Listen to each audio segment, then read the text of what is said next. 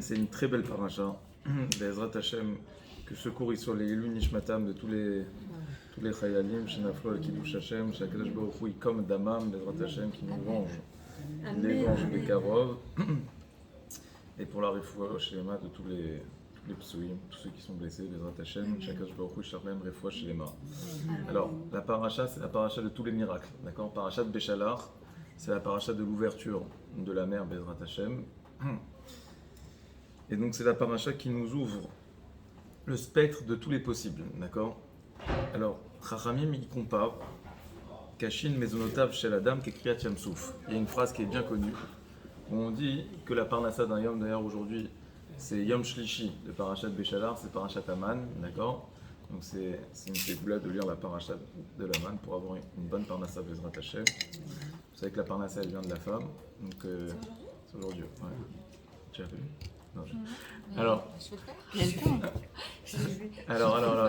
donc, on dit que la parnassa d'un homme, elle est aussi difficile que l'ouverture de la mer. Alors toujours, quand on entend cette phrase, d'accord, il y a une question qui doit nous interpeller, ça veut dire quoi un miracle difficile pour Dieu, d'accord?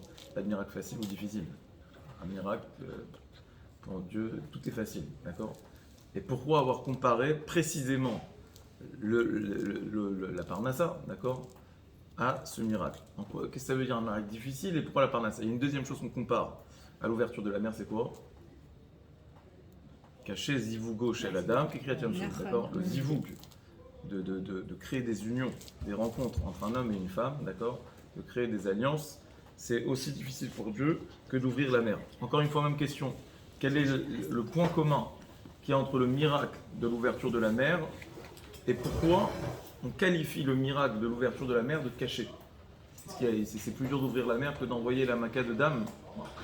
C'est pas si dur. Vous savez qu'il y a des théories, des archéologues, des scientifiques qui ont expliqué qu'il y a eu un tsunami qui s'est produit et donc la mer elle s'est ouverte. C'est-à-dire qu'il n'y a pas de manière d'expliquer ça scientifiquement. Même si c'est vrai que ça ne correspond pas parfaitement avec les midrashim, parce que Ramim nous dit dans les midrashim qu'en réalité la mer, il y a eu plusieurs miracles, il y a 10 miracles qui ont accompagné l'ouverture de la mer. Les parois se sont gelées, le sol il était pavé de dalles pour que les Bnei Israël puissent marcher. À plat, il a aplani la terre, il y avait des fruits qui sortaient de par les murs, il y avait des sources d'eau douce, d'accord? Donc il y avait plein de miracles, d'accord? Bien évidemment, ça ne s'explique pas simplement par un tsunami, ok? C'est pas le tsunami qui va faire pousser des fruits. Mais pourquoi on te dit que le miracle de la mer, il est plus difficile que les autres? Qu'est-ce qu'il y a de plus difficile que les autres? Alors, il y a une étude, je pense que j'en ai déjà parlé une fois, qui s'appelle l'étude des 4 F. C'est en anglais, d'accord? C'est une étude en psychologie, traumatique, d'accord? On a analysé 4 types de réactions quand on se trouve dans une situation de danger, d'accord? Et alors imaginez-vous qu'il y a une personne qui vient qui vous agresse, d'accord? Quelle va être votre réaction? Okay. Alors il y a 4 manières de réagir, okay, à l'agression. La première réaction, c'est, alors les 4 F, d'accord? C'est fight, d'accord? Première réaction, c'est on va se battre, d'accord? On va chercher à se défendre, ok? On va pas se laisser faire. On va être combattant face à l'agresseur. Parfois ça peut être judicieux, parfois on peut se mettre en danger, mais c'est une nature qui ressurgit, d'accord? La deuxième... Est-ce que c'est une nature ou est-ce que c'est lié à la situation? C'est une nature aussi? Non, c'est 4 natures. C'est 4 natures, mais après, on a chacun en soi ces 4 éléments, d'accord, avec un élément plus prépondérant, mais en fonction de la situation, on va activer une de ces cartes, d'accord? Ok. Mais après, je pense, et c'est ça l'objet du cours, c'est de définir 4 natures de personnes, d'accord? Qui vont se révéler dans des situations extrêmes, dans des situations de trauma, justement. Dans des situations où on est face à un danger, alors c'est la nature qui ressort au galop, qu'est-ce qu'on va faire, d'accord? On réagit bêtement, instinctivement, d'accord? Mais on réagit selon ce qu'on est. Donc la première personne, il y a une personne qui ne va pas se laisser faire, qui va se défendre, d'accord? Tu as le voleur qui arrive, tu vas prendre, je sais pas, une casserole, tu vas essayer tu vas essayer de te défendre, d'accord? Même si il y a peu de chance, d'accord? Mais ça va être ta nature. Deuxième réaction, alors je sais pas comment ça se dit, je crois que c'est flight, d'accord? Ça veut dire on va chercher à fuir, d'accord? C'est la fuite. On prend la fuite, d'accord? Tu vois le truc arriver, tu lâches tout, tu pars, d'accord? Tu abandonnes. Ok? Ça c'est la deuxième réaction. Troisième réaction, c'est ce qu'on appelle faune. Faune, c'est quoi? Vous savez pas ce que ça veut dire? Téléphone. Ça veut dire. Hein? C'est la police. Ouais, phone, je sais. Joker. Alors, non, c'est Appelle un ami. Comment vous écrivez ça? F-A-W-N. D'accord? C'est Ouais, caché. je suis très fort en anglais. Alors, je savais pas que c'était en anglais. Un mot que t'as C'est en anglais. Il y a peut-être to faint. To faint, c'est s'évanouir. Alors, non, Ah, to faint. faune, ça veut dire quoi? Alors, ça veut dire flatter. D'accord? Ça veut dire que on va C'est chercher. bon, c'est bon, je ferme. On va chercher à s'adapter au contexte, d'accord? Et on va chercher à flatter l'agresseur. Donc on va essayer de trouver grâce à ses yeux, c'est quoi, qu'est-ce qui se passe dans notre tête, d'accord? On se dit, de manière inconsciente, en essayant justement de trouver grâce à ses yeux, peut-être qu'il va nous prendre en pitié, et peut-être qu'il va renoncer à son plan machiavélique, d'accord? Et donc il va cesser l'agression, d'accord? C'est une des manières de réagir, d'accord? Quelqu'un, il arrive, on vous braque, qu'est-ce que vous faites? C'est la, Vous vous mettez à terre, vous levez les mains et c'est vous... la Mama Rachel de Fakim. Hein? Il a fait mal. Ok, il a fait mal. Ok, troisième. Quatrième, c'est quoi? C'est freeze. D'accord? Ça c'est facile. Donc on est immobilisé. D'accord? On est tétanisé par la peur. On n'arrive pas à bouger. Ok? On n'est plus maître de ses actions. On n'arrive plus. On est dépassé par les événements. D'accord? Et par exemple, il y a un mois, je me rappelle, j'étais dans la rue. Il y a eu l'alarme qui a sonné, la Hazaka. Il y a une femme à côté de moi. On était sur la chaussée, elle est restée comme ça, elle pleurait comme ça, mais elle n'arrivait pas à bouger, quoi. Elle n'arrivait pas à se cacher nulle part, elle n'arrivait à rien faire, quoi. Elle était là, elle était tétanisée, elle n'arrivait plus à bouger, d'accord? Donc c'est une des réactions qui peut se passer en cas de danger. Maintenant, ce qu'on veut comprendre, et vous allez comprendre pourquoi on parle de ça, Chachamim, ils nous disent que avant de voir le lien avec la paracha, je veux juste vous faire entendre que je pense que ces quatre natures justement. Ça veut dire que il faut bien comprendre que là, on en a pris l'extrait, on en a pris l'application dans des cas extrêmes, d'accord? Mais c'est quatre attitudes, d'accord? Il y a quatre tempéraments. Essayez de vous projeter, d'accord? Et de savoir à quelle catégorie vous appartenez chacune d'entre vous. D'accord? Mais je pense que c'est un rapport aussi différent aux épreuves de la vie. D'accord? Ça veut dire que lorsqu'on va être confronté à une contrariété dans notre vie, d'accord? À un dilemme, à quelque chose de difficile, à un challenge, d'accord? À une épreuve, comment on va aborder les soucis de la vie?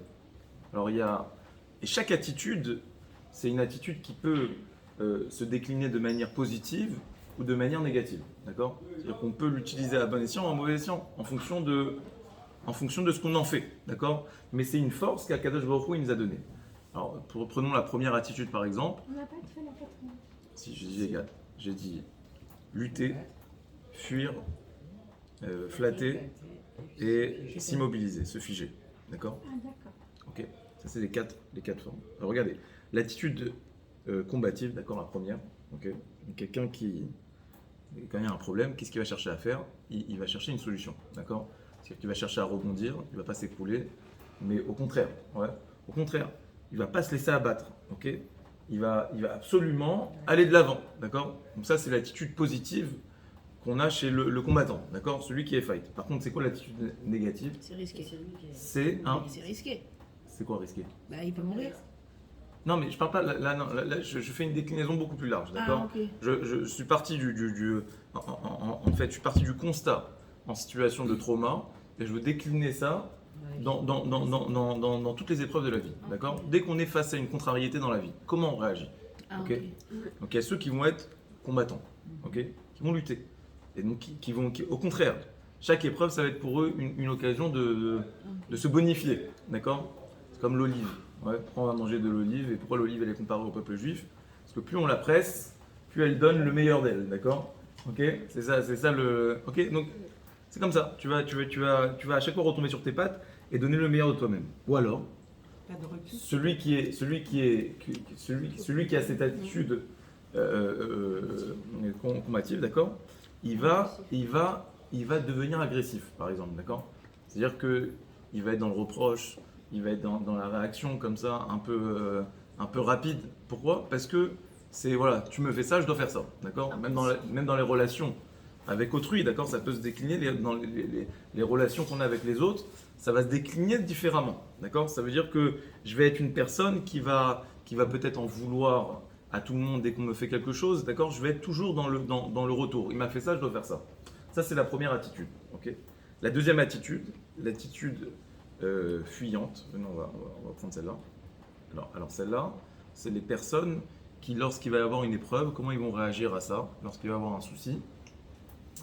C'est les personnes qui vont chercher à s'isoler, à fuir la réalité, d'accord. Vous avez des personnes, quand il y a quelque chose de compliqué, ce qu'ils vont faire, ils vont dormir, d'accord. Ouais. Ils dorment. Pourquoi ils dorment?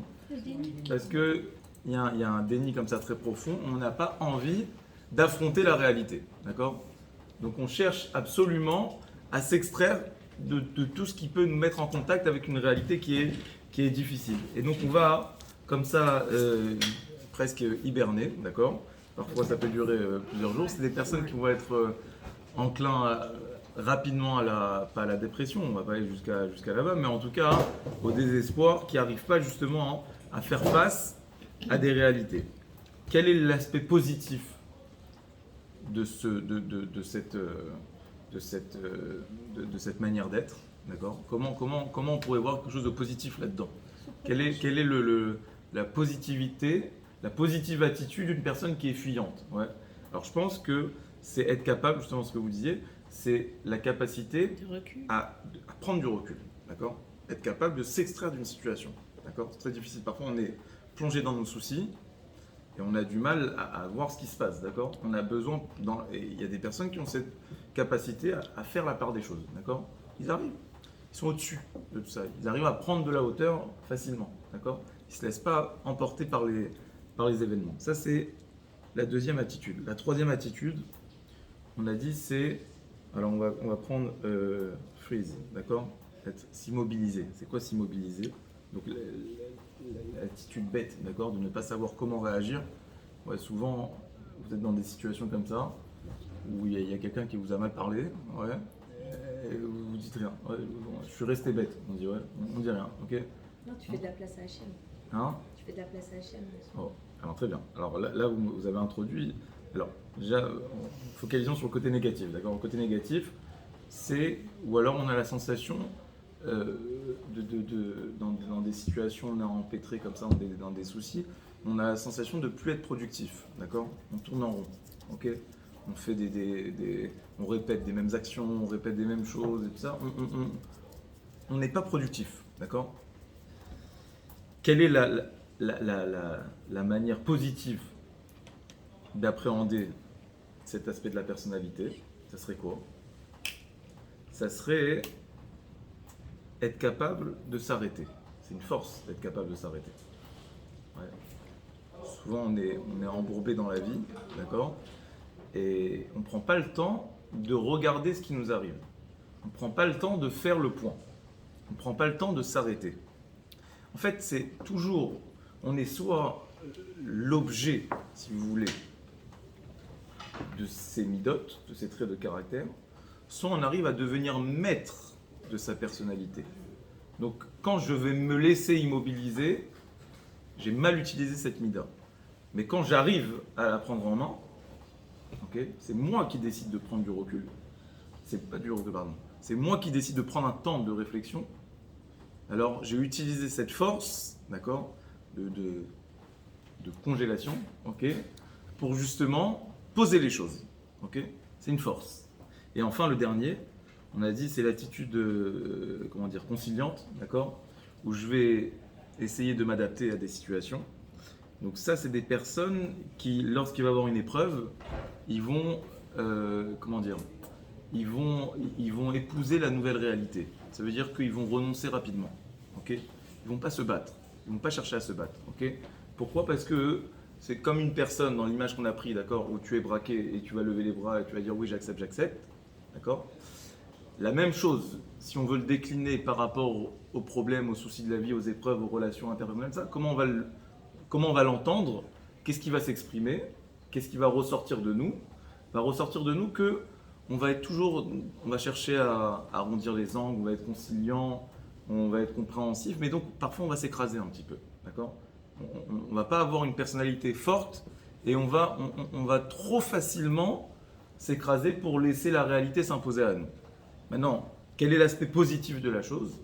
L'aspect positif, c'est qu'une personne conciliante, c'est une personne qui va être capable, en français on dit accepter l'échec, accepter ses torts, d'accord? Il va facilement accepter des réalités qui s'ouvrent à lui, et donc ça va lui permettre de progresser, parce qu'il va apprendre de ses erreurs, d'accord? Les personnes qui sont dans le déni, ils n'apprennent pas de leurs erreurs, parce que mais une personne qui est capable d'affronter la réalité, de prendre ce qu'il y a de bon à prendre, il va avancer rapidement. Pourquoi je parle de tout ça? Parce que Chachamim nous disent que, déjà depuis des années, d'accord, depuis près de 3000 ans, que toujours, vous allez remarquer que la sortie d'Égypte, elle se donne, toute la soirée de Pessah, elle se donne en 4, d'accord? Il y a toujours le chiffre 4 qui revient. Ouais, on a 4 questions, on a 4 enfants, on a 4 personnalités, on a 4 délivrances. On a 4 léchonotes de Géoula, d'accord? Pourquoi ce chiffre 4?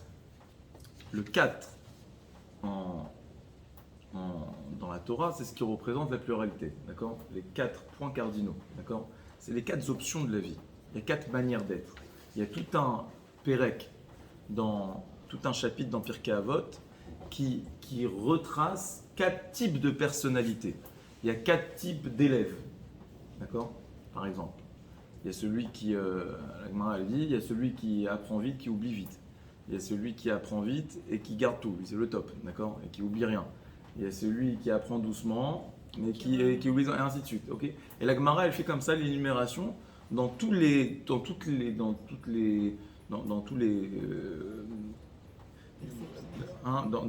domaines de la vie, où elle te dit qu'il va y avoir 4. Il y a 4, 4, 4, 4. De la même manière, Chachamim nous disent que lorsque on était devant la mer, alors il y a eu 4 groupes qui se sont formés. On était les Égyptiens à nos trousses, il y avait la mer face à nous, il y avait d'un côté le Midrash, il dit les bêtes sauvages qui étaient dans le désert, et d'un autre côté, on était face au dieu d'Égypte. C'était quoi le dieu d'Égypte? Akadosh Baruch Hu, il a fait en sorte que l'ouverture de la mer se fasse pile devant une idole qui s'appelait Baal Tsephon. D'accord? C'était la dernière idole égyptienne. Et en réalité, il voulait montrer à tout prix sa pleine puissance, d'accord? Même face aux idoles égyptiennes. Et donc, il a fait en sorte que l'ouverture de la mer, elle se fasse pile à cet endroit. Pile à cet endroit pour montrer que rien ne pouvait lui résister. Donc, on était... D'ailleurs, c'est intéressant de savoir regarder sur une carte que vous savez que le miracle de l'ouverture de la mer, il n'était pas nécessaire. C'est-à-dire quoi? Il n'était pas nécessaire. Ça veut dire c'est un miracle qu'Hachem il a fait comme ça au passage pour la beauté du geste, mais c'était un miracle. On est sorti d'un côté et on est revenu du même côté. Donc on n'a pas traversé une mer en fait. On est rentré dans la mer. On a fait comme un arc-en-ciel, d'accord? On a fait un demi-cercle, d'accord? On a fait un demi-cercle, on est revenu sur la même rive, ok? Mais pourquoi? Hachem nous a amené, il nous a fait tournoyer dans le désert, il nous a amené face à cette idole, à cet endroit précis. On a tourné, on est revenu. Comme si Hachem il leur a dit, regardez, je vous montre que voilà, je fais ce que je veux, d'accord? Il a noyé tous les Égyptiens. Et il a noyé tous les Égyptiens au passage. Donc il y avait un intérêt, c'était de les noyer. Mais ce que je veux dire, c'est qu'on n'avait pas besoin de traverser la mer, d'accord? Il n'y a pas de mer, entre l'Égypte et Israël, d'accord? Il n'y a aucune mer, ok? Mais vous pensez pas, j'ai jamais rien lu à ce sujet mais précis, mais vous pensez pas que s'ils étaient passés par la terre, il se serait fait rattraper par l'armée. Oui, non, ce qu'elle dit, ça veut dire que. Ok. Ça veut dire que Passer par la terre, ça leur aurait pu leur coûter leur vie. C'est-à-dire le seul moyen de s'échapper à ce moment précis. oui, non, c'est-à-dire Ah. c'est sûr que c'était pour noyer les Égyptiens, Ah, d'accord. voilà, ok. Oui. Mais ce que je veux dire, souvent on croit que Kriyat Yam-Souf c'était pour passer pour arriver en. Ah oui, qu'il n'y avait pas d'autre. Ils sont pas arrivés par Elat, quoi, d'accord. Ok, donc c'est pas ça. Ok. Maintenant, pourquoi je dis tout ça? Rachamim nous disent que au moment, donc ils étaient, regardez comment c'est intéressant aussi, ils étaient entourés de combien de dangers? De 4 dangers. Il y avait 4 types de dangers. Il y avait, si on résume, les Égyptiens derrière, il y avait les bêtes sauvages à droite, les idoles à gauche, la mer face à eux. 4 dangers. Et là, le peuple va se scinder en 4 parties, d'accord? 4 chitotes. Il y a 4 idées qui vont émaner du peuple. Qu'est-ce qu'on fait? Alors, en situation de danger, qu'est-ce qu'on fait? 4 clans qui vont se former. Alors les premiers disaient, qu'est-ce qu'ils disaient? Ils disaient, bon, Nilachem, on va se battre, d'accord? On va se battre. Les Égyptiens ils sont là. Vachamushim alou bnei Israël meret Misraïm. On est sortis d'Égypte, mais on est armés, d'accord? Ils sont sortis, ils étaient armés, les Juifs. Ok. Alors certes, ils étaient face à une superpuissance, les Égyptiens. C'était plus que les États-Unis d'antan, d'accord? Parce qu'ils cumulaient toutes les richesses du monde. C'est comme si vous avez la Russie, la Chine et les États-Unis en même temps qui sont à vos trousses et vous êtes un petit peuple d'esclaves. Ok, non. Ben, vous avez les armes, vous avez Dieu avec vous. Il y en a qui ont dit on va se battre. Très bien. Première réaction. Fight. D'accord? On se bat. Deuxième réaction. C'était. Non. Deuxième réaction, c'est on va fuir. Ah non, on n'a pas où fuir, d'accord? Donc qu'est-ce qu'on va faire? On va fuir la réalité. C'est quoi fuir la réalité? C'est on va se suicider. On va dans la mer. Ah non, on ne pense pas qu'elle va s'ouvrir, d'accord? On va se jeter à la mer. On se jette à l'eau. On rentre.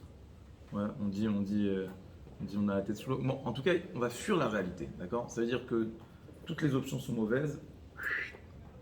C'est un petit peu ce qui est en train de se passer en On ce coule. moment avec la guerre, j'ai l'impression. J'espère Parce pas. on est attaqué de tous les côtés, on est un tout petit pays face à une grande force. Mais Ça continue. Attends, la mer va s'ouvrir. Ça Bah, continue, Alors, on va aller. Deuxième. Non, on va ouvrir la mer pour qu'ils partent. Hein? Oui. Ils peuvent On va ouvrir, mettre des hein. bateau et ils vont partir. Que Dieu t'entende. Mais en tout cas, c'est clair que dans ce qui se passe en ce moment, il y a la protection d'Hachem. C'est pas logique. Ça veut dire que même qu'on soit courageux comme on est, j'ai l'impression que ça s'applique très bien à ce qui se passe aujourd'hui. Dans l'autre sens. Bon, allez, pas de racisme, sinon ça sera coupé au montage. C'est pas du racisme, Ah, je rigole. c'est de l'instinct de survie. C'est pas du racisme, c'est de Non mais l'instinct de survie. t'as pas besoin de convaincre, c'était une blague. Moi aussi, je rigole. Alors, Esther, c'est une battante. C'était une blague. alors deuxième, on a dit il y a les fuyards, d'accord? Ouais. Ils ont dit bon, on part, on coule. Troisième, il y a ceux qui ont dit, on a dit, alors il y a ceux, la réaction la plus bizarre, c'est celle-là, d'accord? Il y a ceux qui ont dit, alors freeze, on a dit c'est quoi? Ils sont immobilisés, ils sont figés. Mais qu'est-ce qu'ils ont dit? Ils ont dit on va crier. Ouais. Ah, voilà. On va crier. Ouais, vous connaissez ça? Ouais, quand vous êtes attaqué, vous criez. Ça sert à rien, d'accord? Mais Ça appelle de l'aide, c'est hein? une façon d'appeler de l'aide. Ouais, mais aussi. il y a C'est une façon d'extérioriser. mais c'est Voilà. une façon Non, d'extérioriser c'est- ta rage. C'est une manière, voilà. Non, mais je pense que si quelqu'un se fait agresser, que Dieu préserve, le fait de crier, ben, la personne qui agresse, elle se sentira forcément mal parce qu'on fait du bruit. Ça elle est- revient. Mais non, mais je suis d'accord, Mais là, on est c'est devant exactement une ça. armée. C'est-à-dire, Là, c'est devant une armée. le troisième type de réaction, le sentir immobilisé, c'est-à-dire la réaction, comment elle va s'exprimer. On va chercher à extérioriser quelque chose, d'accord? Parce que, mais ça veut dire quoi? Ça révèle l'impuissance qu'on éprouve, d'accord? Et on va chercher absolument à dire, à faire quelque chose. Ouais. Vous avez des personnes, lorsque voilà, ils vont taper sur le punching ball, ouais, pendant, ok? Ils vont aller courir, ok? Alors, en tant que tel, ça sert à rien pour résoudre le problème. Mais c'est justement l'émanation de ce qu'il y a en nous, on se sent impuissant. Donc on a besoin de sortir une énergie, d'accord? On a besoin de sortir quelque chose, d'évacuer quelque chose, ok? Donc ça c'est la troisième réaction. Alors il y en a qui disent, c'est pas ils se sont dit on va crier, d'accord? Ils ont dit on va prier, d'accord? Mais il y a deux manières encore de prier. Il y a ce qu'on appelle une prière qui est adressée à Dieu, d'accord? Où tu demandes à Hachem de t'envoyer une solution. Et ta prière tu peux te complaire dans la détresse, d'accord, et te sentir presque pas bien, mais en tout cas, voilà, tu as envie d'être accompagné dans ça, sans forcément demander une solution, d'accord. Tu épanches ton cœur, ok, tu épanches ton cœur, tu Lama épanches ton cœur, Azartani, quoi. ok. Voilà, c'est le mur de lamentation, d'accord, on dit, c'est ça. Tu te lamentes, d'accord. Donc c'est une forme de prière, mais qui n'est pas... toutes les prières, elles sont productives, d'accord. Mais on va dire que toi, dans ta prière, tu ne recherches pas ça. Tu ne recherches pas la solution. Tu recherches, voilà, le cri, d'accord. Tu as besoin de crier, tu as besoin d'évacuer, d'accord. Ok. Ça, c'est la troisième réaction. Et enfin... Il y a eu la Zaka. Moi, je me suis réfugiée sur l'autoroute, j'ai dû m'arrêter. Vous Je me avez suis crié. réfugiée. Bah, qu'est-ce que j'ai fait? Il était libre. Ouais, bon, ok. Bah, C'est une prière. Mais une Non, mais prière, je je sais ne pas demandais si pas c'est que un ça s'arrête, mais je priais. Je lisais des télims, quoi. non, mais je suis pas en train de réduire toutes les tfilotes. Je suis pas en train de dire que toutes les tfilotes du monde, c'est des cris, d'accord. Là, c'est un peu péjoratif de dire les Bnei Israël, on t'a pas dit ils ont prié, on t'a dit ils ont crié. Bon, pourquoi crier? Crier, c'est péjoratif un petit peu, d'accord. Donc ce que je veux dire, c'est que même si on explique qu'ils ont prié, c'était un cri du cœur, d'accord. Plus que voilà, c'était Parfois, des faut que ça gesticulations, sorte. d'accord. Voilà, c'est ça. Parfois, il faut que ça sorte. Ok, donc on a besoin de prier, ça, c'est un besoin, d'accord. Je rapporterai ça par rapport à aujourd'hui, à ce qu'on fait avec les réseaux sociaux et tout ça. On veut faire un peu dire au monde ce qui se passe. Et ça n'apporte pas forcément un résultat, mais on s'exprime. On se dégage. Ok, ouais, peut-être. J'entends. Alors, et le dernier, c'est quoi? Flatterie. Le dernier, c'est la flatterie. Alors, il y en a qui ont dit, ils ont dit, bon, bah, on va rendre les armes, on va retourner en Égypte, d'accord. On rend les armes, on retourne en Égypte. Ça, c'était les 4 réactions, d'accord. Donc, vous comprenez bien que ces 4 réactions, d'où est-ce que Chachamim, il savait qu'il y avait 4 types de réactions, d'accord. 4 types de réactions qui répondent à 4 dangers, qui viennent appeler à 4 différents types de Géoula, d'accord. On est toujours dans le chiffre 4, ok. Alors d'où est-ce qu'ils ont appris ça? Ils ont appris ça du verset. Vayomer Moshe el Am. Dieu, Moshe, il a dit au peuple. Il a donné 4 réponses, 4 réactions. En fonction des 4 réactions, Moshe les a interpellés différemment. Il leur a dit Al tiraou, ityatsez-vous, ou où est Yeshua Tachem. Première phrase. Arrêtez-vous, posez-vous et regardez la libération d'Akadosh Baruch Hu, le salut d'Hachem. Asher Yaaseh Lachem Hayom qui va vous faire aujourd'hui. Qui Asher Reitem et Mitzrayim Hayom, parce que l'Égypte que vous avez vue aujourd'hui, L'otosifu lirotam odolam. Vous ne la verrez plus jamais. Deuxième. Hachem ilachem lachem. Dieu va se battre pour vous. Va'atem tacharishun. Et vous taisez-vous. Troisième et quatrième. Donc si on les remet dans l'ordre, lorsque Moshe il dit posez-vous et regardez ce qui va se passer, il parle à ceux qui voulaient se jeter à la mer. Restez là. Ça va arriver la Géoula. D'accord? Ne vous suscitez pas. Attendez. Deuxième, à qui il a parlé? Lorsqu'il a dit ne rentrez pas en Égypte. L'Égypte que vous avez vue hier, vous ne la reverrez plus. À qui il parlait? À la deuxième catégorie de personnes, ceux qui voulaient rentrer. Troisième, Hachem ilachem lachem. Dieu va se battre pour vous. Ne prenez pas les armes. C'est pas le moment de se battre. Dieu ne nous a pas demandé de nous battre. À la fin de la paracha avec Amalek, on se bat. Ici, on ne se bat pas. Ici, c'est Hachem qui fait le miracle. D'accord? C'est-à-dire qu'on ne décide pas quand est-ce qu'on se bat. C'est Dieu qui nous demande de nous battre, oui ou non. Va'atem tacharishun, et vous, taisez-vous. Ça, il parlait à ceux qui criaient. Très bien. Donc là, il leur a dit, vos réactions sont mauvaises. C'est ce qu'il leur a dit. Alors, c'est quoi la bonne réaction? Qu'est-ce qu'il faut faire alors? C'est ça, les 4 étaient pas bien. Les 4 sont mauvais. Ouais. Alors, Peut-être une suite, c'est quoi? alors lisons le verset. Vayomer Hachem el Moshe. Hachem, il a dit à Moshe, Matitsa Kelai. Pourquoi tu cries? Qu'est-ce que tu pries? Il y a écrit que Moshe, il a été... Madnou, il dit Rashi Shayam Moshe, Omed, Mitpalel, il était là, il priait. Hachem, il lui a dit c'est pas le moment de prier maintenant, c'est le moment d'agir. D'accord? Il y a des moments où il faut prier, il y a des moments où il faut agir. Pas être toujours dans la prière. Hachem, il dit ça à Moshe. Matitsa Kelai. Arrête de me crier dessus. Je suis pour rien. Ça dépend de vous maintenant, ça dépend pas de moi. Daber, qu'est-ce qu'il leur dit? Daber el Bene Israël Veisaou. Parle au Bene Israël Veisaou. C'est-à-dire quoi Veisaou? Et qu'ils avancent, qu'ils voyagent. Quelle est la réponse d'Hachem? C'est quoi la réponse ici? Où est-ce qu'il y a une réponse? Maintenant, on pose la question différemment. Quel est le point commun, l'erreur qui rattache les 4 catégories de personnes? Pourquoi ils se sont trompés les 4? Arrête, ils ont les 4. Ils ont les 4 réagi en fonction de ce qu'ils étaient. Bon, ceux qui disent on va se battre, c'est bien, on va se battre, pourquoi pas. Bon, ceux qui disent on va se jeter à la mer, je comprends, d'accord, mais les autres, ils ont prié, les autres ils ont pris les armes, les autres ils ont pris les trucs. Pourquoi la réaction est mauvaise? Pourquoi Moshe leur dit non, il faut pas faire ça? Alors qu'est-ce qu'il faut faire alors? Chacun a réagi en fonction de ce qu'il est. Alors on a dit que ça peut peut-être déteindre et dénoter d'un aspect de notre personnalité. Donc chacun était enclin à réagir en fonction de ça. Donc ceux qui sont téméraires, ils ont dit allez on prend les armes, on y va, on va se battre. Ceux qui sont portés vers Hachem, ils ont dit on va prier. Ceux qui sont trucs, bon, c'est bien. On peut pas dire que quelqu'un qui a dit on va se battre, c'est qu'il avait un manque de émouna. Non, pas forcément. Alors pourquoi la réaction elle est mauvaise? Première question. Deuxième question, quelle est la réponse d'Hachem? Il dit vas-y avancez, la mer va s'ouvrir. Ouais. Non, il n'a pas dit ça, il a dit avancer, après lui dit. Bah quelque part si, c'est un manque d'émouna. Si, il a dit après à Moshe, il a dit vas-y. Alors, mais ouais, la réponse elle est contenue dans ce mot. La réponse elle est contenue dans le mot Zeisaou, voyager. Vous faites le premier pas et Hachem. Mais ceux qui voulaient se jeter dans la mer, ils y allaient dans la mer. Dans la mer. Non mais ils y allaient pour mourir, ils y allaient pas D'accord, pour avec être... toi, mais ils allaient avec. Attends, ils allaient pas quand pour il a qu'elle s'ouvre. avancé, il savait pas qu'elle allait s'ouvrir la mer. Il a avancé. Non, mais il a quand même dit. Mais c'est il allait Hachem, pour il va mourir. m'aider. Non, il a dit Hachem, Oufkaeou.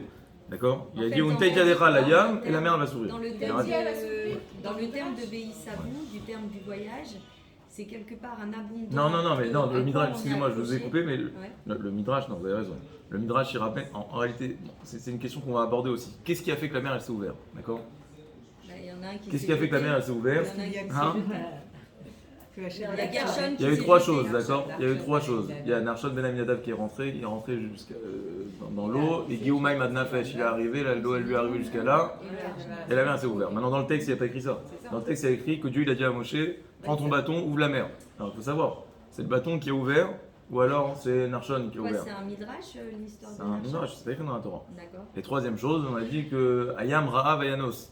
La mère, elle a vu, qu'est-ce qu'elle a vu? Elle a vu les ossements de Yosef, Oui. qui des années auparavant avait lui aussi pris la fuite devant qui? Devant la femme de Potiphar, c'est-à-dire qu'il avait renoncé à ses passions, à ses pulsions, à la tentation d'aller avec une femme, et il a vu cette force de caractère d'un homme qui s'appelle Yosef, et face à ça, la mer, elle s'est ouverte. Donc il faut savoir, la mer, elle s'est ouverte grâce à Narshon, Ben Aminadav, qui est rentré dans l'eau, elle s'est ouverte grâce à ce mouvement de Yosef, ou elle s'est ouverte par le bâton de Moshe.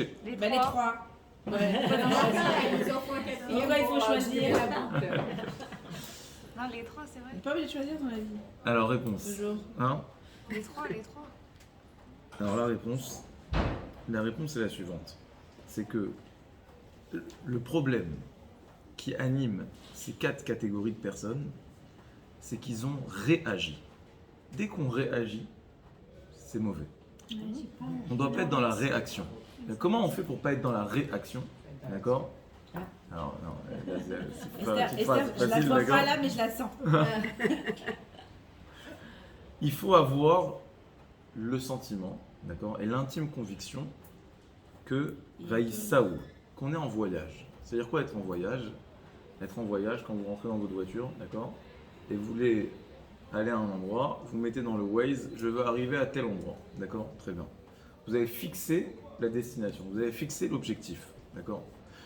Une personne qui sait pourquoi, qui sait pour qui sait qui il est, qui sait où il va, d'accord? Qui sait ce que Dieu plus ou moins il attend de lui, d'accord? Qui a compris sa vocation, qui a compris sa mission, qui a compris sa destination, qui a compris justement qu'il était en voyage dans sa vie, alors il va avoir beaucoup plus de facilité à appréhender les difficultés, les épreuves de la vie, d'accord? Parce qu'il va voir ça comme des escales, d'accord, des lieux de passage, des étapes qui vont le mener à cette destination. Mais ça, c'est une réflexion qu'on doit avoir en amont, pas au moment venu, d'accord? Ça veut dire que quelqu'un qui est armé de cette conviction, quelqu'un qui sait pourquoi, alors il aura beaucoup plus de facilité à gérer le comment. Ça, c'est pas ma phrase, c'est une phrase de Nietzsche, d'accord? Nietzsche disait comme ça, il disait je sais plus exactement comment il disait d'ailleurs, mais en gros il disait que quand on sait pourquoi, on a plus de facilité à surmonter le comment. Ok? Quand on sait le pourquoi c'est écrit en allemand. Non, quand on mais sait- le pourquoi. Le pour. Oui, bon, c'est la même chose. Pourquoi Non, c'est vrai, je vois ce que non, vous c'est voulez pas dire. pareil. C'est pas la même chose. Pourquoi Moi- c'est quelle signification ou pourquoi c'est dans quel but? Il y a le pour Donc, quoi c'est en deux deux mots. mots. Ok, et- ok, en deux mots. Ok. Ok, donc quand on sait le pourquoi, on a plus de facilité à surmonter le comment. Le pourquoi Mais du pour comment. ça, ça c'est une question qu'on doit se poser avant. Une fois j'avais entendu une définition. C'est quoi la définition du moussard? Le moussard, vous avez tout entendu ce mot, d'accord? C'est la morale, d'accord? Qu'est-ce que c'est un homme éthique?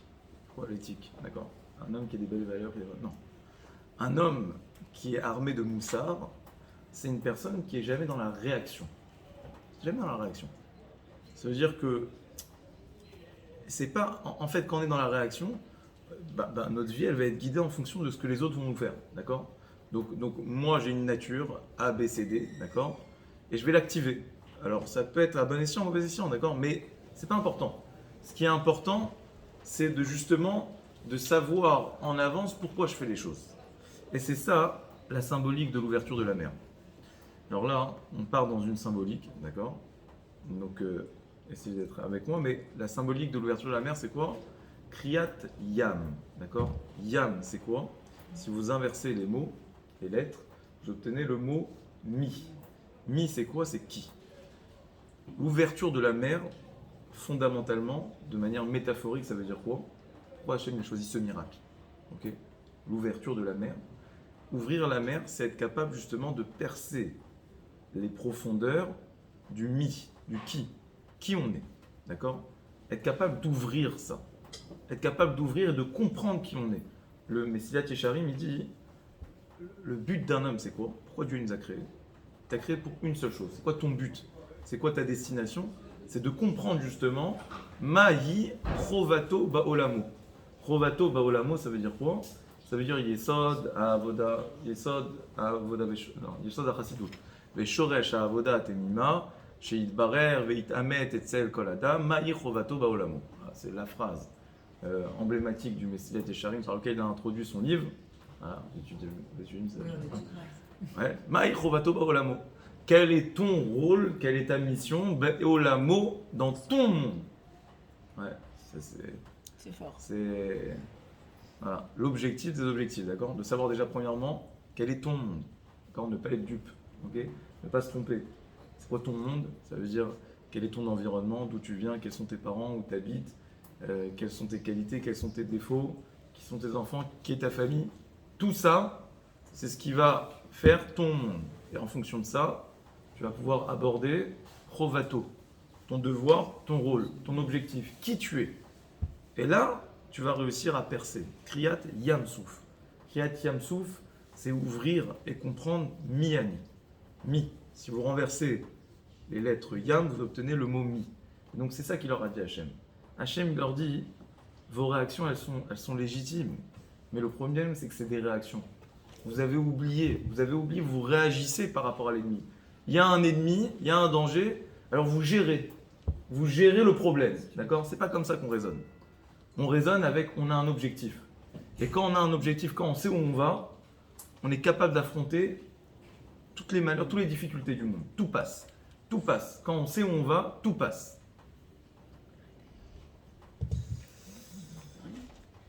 C'est un peu la volonté, la ratson. Parce que l'endroit qu'on veut atteindre passe par la volonté à y arriver. Oui, mais justement, ce que je dis, c'est que la volonté, elle va être d'autant plus grande quand l'objectif, il est clair. D'accord? Souvent dans la vie, il y a des personnes qui sont là pas par hasard, mais oui, ils ne sont pas posés les vraies questions. D'accord? Et ils vivent leur vie malgré eux. D'accord? Donc ils vivent, voilà. Ils vivent, ils avancent, voilà, il s'est passé ça, il s'est passé ça, il s'est passé ça. Mais sans véritablement avoir un objectif qui est clair. Et les personnes qui vivent comme ça, ils vont avoir du mal à accepter chaque épreuve de la vie.